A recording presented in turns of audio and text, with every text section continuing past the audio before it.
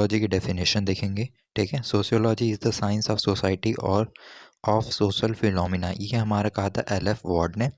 फिर सेकंड है sociology as a science of social institution, ये कहा था दुखिम ने। ठीक है, तीसरा डेफिनेशन है sociology as the study of social life, ये हमारा कहा था ऑलबर्ग और निम्कोफ ने।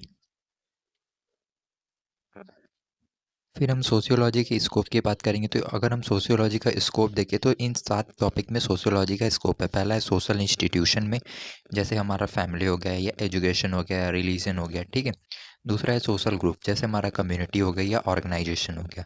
तीसरा हो गया सोशल चेंजेस, सोशल चेंजेस जैसे हमारी जो सोसाइटी होती है उसमें लगातार बदलाव आते रहते हैं, वो लगातार जो होती है मॉडर्न होती जाती है और नई नई चीज़ें उसमें आती रहती हैं। चौथा हो गया हमारा सोशल इंट्रैक्शन, सोशल इंट्रैक्शन मतलब रिलेशनशिप, जिसमें हमारा मैरिज आता है। ठीक है, ये एक प्रकार का क्या है, सोशल इंटरेक्शन है। पांचवा हो गया हमारा सोशल प्रॉब्लम, जैसे पोवर्टी या क्राइम, हमारे सोशल प्रॉब्लम यही है ना, पोवर्टी हो गया, हमारा क्राइम हो गया, डिस्क्रिमिनेशन भेदभाव होता है लोगों के साथ, तो ये हमारी क्या है, सोशल प्रॉब्लम। फिर छठवां आ गया हमारा कल्चर या नॉर्म, जैसे हमारा ट्रेडिशंस हो गए, वैल्यूज़ हो गए। सातवां आता है हमारा सोशल स्ट्रक्चर, सोशल स्ट्रक्चर जैसे हमारा रूल्स हो गया, पावर डिस्ट्रीब्यूशन इन सोसाइटी हो गया। इम्पॉर्टेंट टॉपिक है significance of sociology in nursing, यानी कि हमारी नर्सिंग में सोशियोलॉजी का क्या महत्व है। पहला महत्व है कि अंडरस्टैंडिंग पेशेंट बिहेवियर, पेशेंट के बिहेवियर को समझने के लिए सोशियोलॉजी का यूज किया जाता है।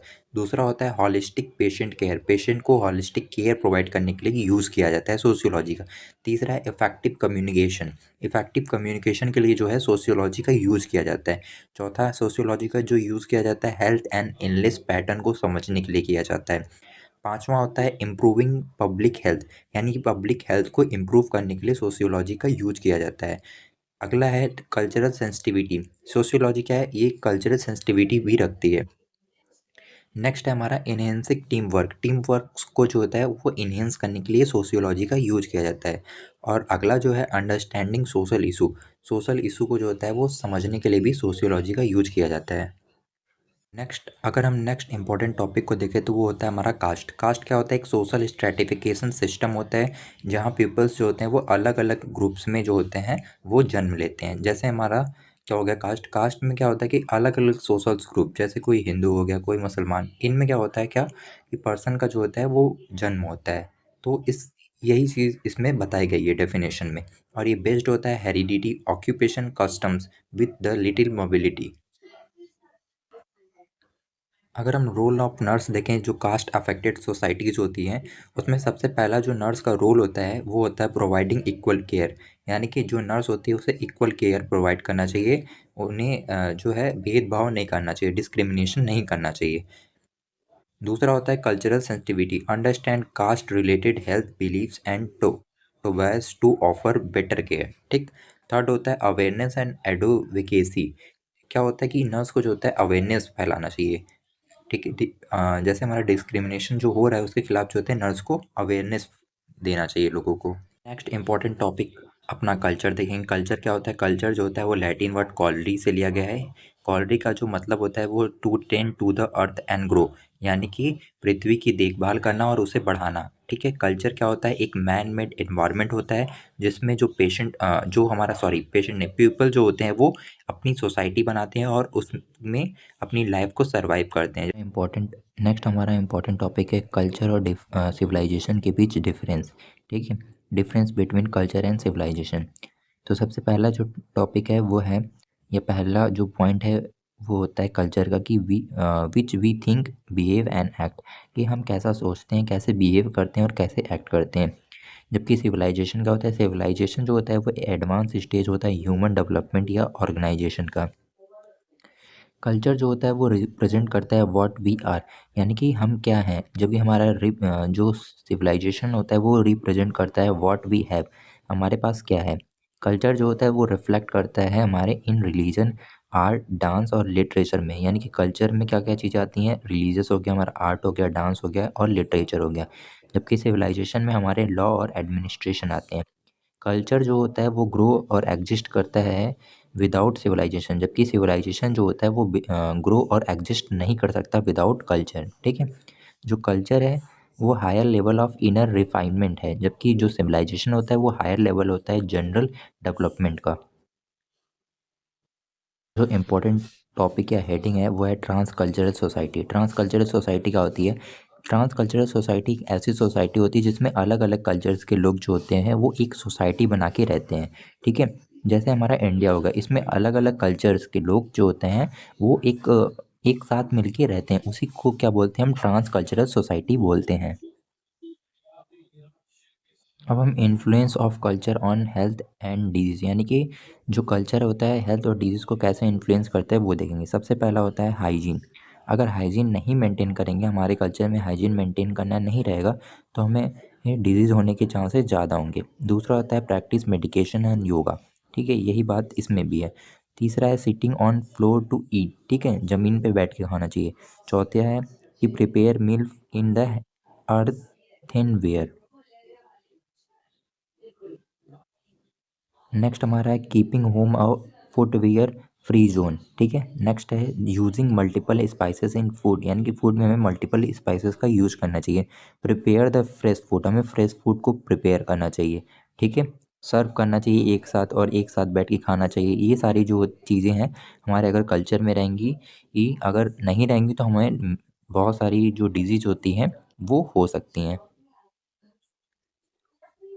फिर आता है हमारा सोसाइटी। सोसाइटी मैक्लियर के अकॉर्डिंग सोसाइटी क्या होता है? एक वेब होता है सोशल रिलेशनशिप का। ठीक है, और ग्रीन के according society is a large group to which only individual belongs. ठीक है, ये हमारा क्या हो गया? सोसाइटी का डेफिनेशन हो गया। ठीक है, नेक्स्ट नेक्स्ट हमारा इम्पोर्टेंट टॉपिक है मैरिज। मैरिज क्या होता है? एक स्टेबल रिलेशनशिप होता है एक मैन और वुमेन्स के बीच में। ठीक है, वुमेन के बीच में, ठीक, जो कि परमिट करता है to have a child to employ the right to sexual relationship. ठीक है, साथ ही साथ जो नेक्स्ट पॉइंट देखें तो मैरिज एक रिचुअल होता है जिसे लोग इंजॉय करते हैं। ठीक है, the enjoy the husband to record his wife as a god given gift. ठीक है, नेक्स्ट अगर डेफिनेशन की बात करें तो मेलिनोस्की के according marriage as a contract for the production and maintenance of child. ठीक है, अगर हॉटन एंड हंट के अकॉर्डिंग देखें तो मैरिज क्या है? एक अप्रूव्ड सोशल पैटर्न है whereby two or more person establish a family. अगर हम फॉर्म ऑफ मैरिज की बात करें तो अगर एक वाइफ और उसके कई हस्बैंड है तो उससे बोलते हैं पॉलीएंड्री। ठीक है, अगर एक हस्बैंड है और उसकी कई वाइफ है इसे बोलते हैं पॉलीगाइनी। ठीक, थर्ड वन है कि one husband and one wife, इसे बोलते हैं मोनोगैमी। चौथा हमारा होता है कंपेनियंट मैरिज और पांचवा होता है एक्सपेरिमेंटल मैरिज। अब हम देखेंगे डाउरी सिस्टम। डाउरी सिस्टम क्या है? एक मैरिज प्रॉब्लम है इंडिया में। महात्मा गांधी ने क्या कहा था दहेज प्रथा के लिए? इसे वो क्या बोलते हैं? दहेज प्रथा भी बोलते हैं।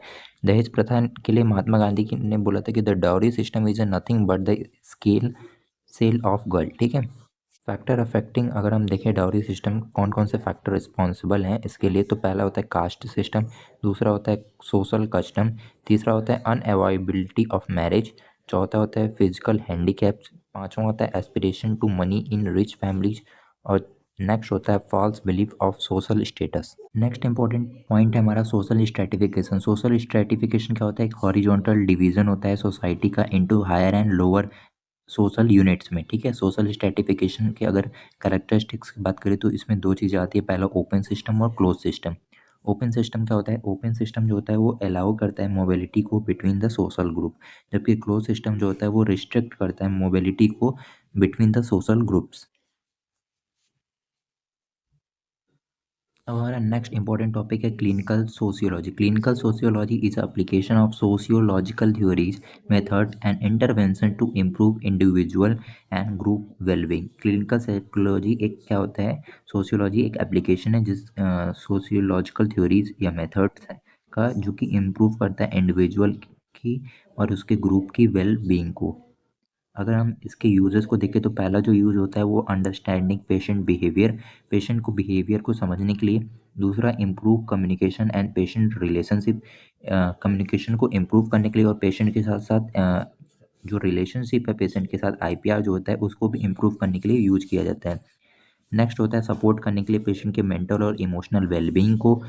वो नेक्स्ट अगर हम देखें तो इनहेंस करने के लिए पब्लिक हेल्थ और कम्युनिटी हेल्थ नर्सिंग को।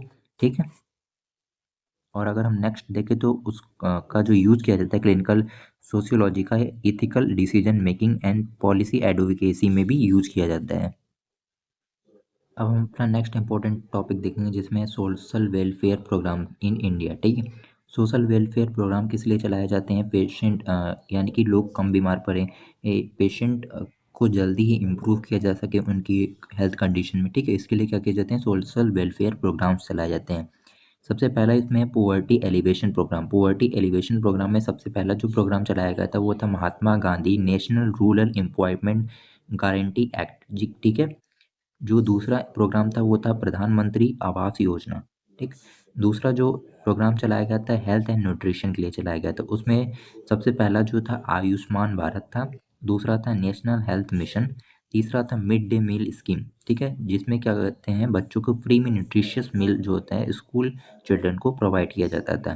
तीसरा है एजुकेशन एंड स्किल डेवलपमेंट के लिए सर्व शिक्षा अभियान चलाया गया था, SSA। एंड दूसरा जो चलाया गया था national skill development mission, NSDM चलाया गया था। और तीसरा चलाया गया था बेटी बचाओ बेटी पढ़ाओ। ठीक है, BBBP। ठीक है, जिनका जो सिग्निफिकेंस था वो प्रमोट करने के लिए, एजुकेट करने के लिए गर्ल्स को।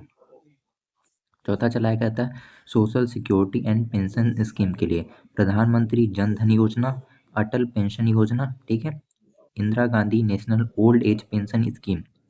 ये था हमारा सोशियोलॉजी कुछ इम्पोर्टेंट टॉपिक्स जिनके हमारे यूनिवर्सिटी एग्ज़ाम में आने के चांसेस हैं, और मे बी इनमें से काफ़ी क्वेश्चन आपके यूनिवर्सिटी एग्ज़ाम में आ भी सकते हैं।